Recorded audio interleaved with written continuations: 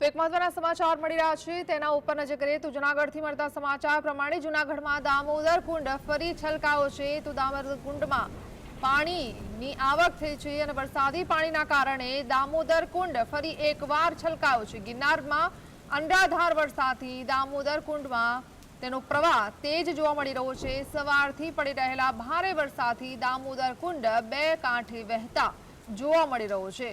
તો જૂનાગઢમાં દામોદર કુંડ ફરી એકવાર છલકાયો છે ભારે વરસાદના કારણે અને હાલમાં પણ ગિરનારમાં ભારે વરસાદ થઈ રહ્યો છે ત્યારે તેને લઈને દામોદર કુંડ બે કાંઠે વહેતો જોવા મળી રહ્યો છે અને પાણીનો પ્રવાહ પણ અહીંયા તેજ છે।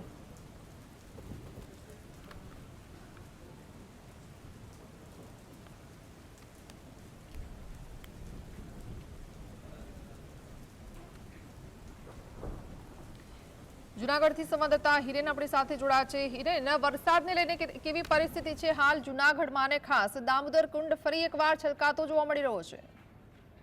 એના ચોક્કસ જણાવી દઉં, જૂનાગઢ જિલ્લામાં સવારે 7 વાગ્યાથી અવિરત મેઘ સવારી શરૂ થઈ છે। જૂનાગઢ જિલ્લામાં સવારે 6 વાગ્યાથી બપોરે 12 વાગ્યા સુધીમાં 2 ઇંચથી લઈ 8 ઇંચ સુધીનો વરસાદ પડ્યો છે, જેમાં માણાવદર, કેશોદ, વંથલી, વિસાવદર સહિતના સમગ્ર વિસ્તારમાં ભારે વરસાદ છે।